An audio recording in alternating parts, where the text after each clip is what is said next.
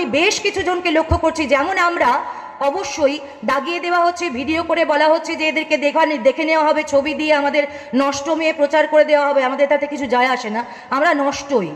এই রাজ্যে থাকতে গেলে কি করে আর আপনাদের মতো ভদ্রসভ্য হয়ে থাকবো বলুন? যাতে না নামলে তো আপনারা আমাদের দিকে তাকাবেন না, তাই না? আমাদেরকে ভাবছেন আমরা রাস্তায় গিয়ে নেমেছি, রাস্তায় নেমে পড়েছে সবাই, রাস্তায় নেমে পড়েছে সবাই, কেউই আমরা রাস্তায় নামিনি। যে কারণে আমাদেরকে বলা হচ্ছে, আমরা যে কারণে পুরস্কার ফেরত দেবার কথা ভাবলাম, তার কারণ সেই কথাটা আমার ভাবনায় ছিল যখন হবু শিক্ষকরা দিনের পর দিন বছরের পর বছর রাস্তায় বসেছিলেন তখন থেকেই।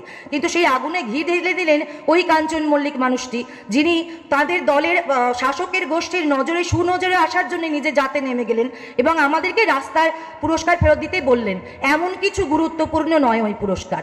প্রতিবাদের থেকে, মানুষের একসাথে থাকার থেকে, আমি তো জানি এরপরে আমরা জানি এরপরে প্রচুর অসহযোগিতা আসবে, প্রচুর কথা ইতিমধ্যে শুরু হয়ে গেছে। কিছুই যায় আসে না, কি আর হারাবার আছে, কি আর হারাবার আছে? বোনটা তো মারাই গেল, এরকম তো কত লোকই মারা যাচ্ছে, কত মেয়েরাই মারা যাচ্ছে। তো আমার উপরে কি আক্রমণ হবে, আমাদের উপরে কি আক্রমণ হবে? আমাদের নষ্ট মেয়ে লিখে দিয়ে দাগিয়ে দিয়ে তোমরা সোশ্যাল মাধ্যমে পরিচয় করবে, কিচ্ছু যায় আসে না আমাদের। আমরা কি, আমরা সবাই জানি।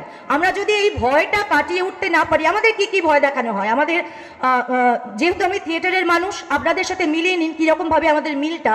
আমাদের অনুদান দেওয়া হবে না, আমাদের সরকারি কোনো অনুষ্ঠানে ডাকা হবে না, বিভিন্ন সেমিনার হয়, ওয়ার্কশপ হয়, সেখানে আমাদের শিক্ষকতা করার বা এমনকি শিক্ষারও সুযোগ দেওয়া হবে না।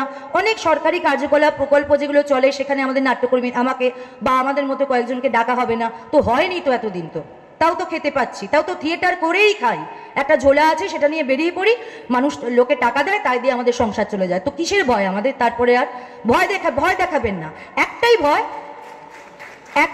সেটা হচ্ছে যখন তখন মলেস্ট করে দেওয়ার, যখন তখন রেপ করে দেওয়া, ওটাতেও আর ভয় নেই, ওইটাতেও আর ভয় নেই। কারণ রেপ যদি হয়ও, যদি আমার শুধু একটাই বক্তব্য যে মেরে যদি না দেয়, যদি মেরে ফেলে তাহলে তো হয়েই গেল, তাহলে আমাদের আর কিছু করার থাকে না। এখন রেপের, ধর্ষণ একটি ঘটনা বটে, একটা মেয়ের ওপরে ধর্ষণই করা যায়, একটা ছেলেকে পরীক্ষায় ফেল করিয়ে দেওয়া যায়, তার থেকে টাকা চাওয়া যায়, তাকে নানা রকমভাবে ব্যতিব্যস্ত করা যায়। এই সমস্ত কিছু এই রাজ্যে চলছে। এই ঘটনাটি তিলোত্তমা আমাদের বোন, অভয়া আমাদের বোন, একটি বিচ্ছিন্ন কোনো ঘটনা নয়। সন্দীপ ঘোষ একটি বিচ্ছিন্ন কোনো দ্বীপ নয়। এই রাজ্যের প্রতিমুখ, এই শাসক গোষ্ঠীরই তিনি মুখ, তিনি আলাদা কেউ না।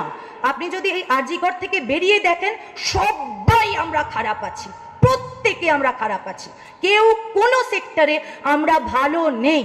প্রত্যেকটা সেক্টরে সিন্ডিকেট চলছে, প্রত্যেকটা সেক্টরে আমরা ভয় পেতে সত্যি আমাদের শিরদাঁড়াটা বেঁকে গেছিল। এখন আমাদের আর ভয় নেই।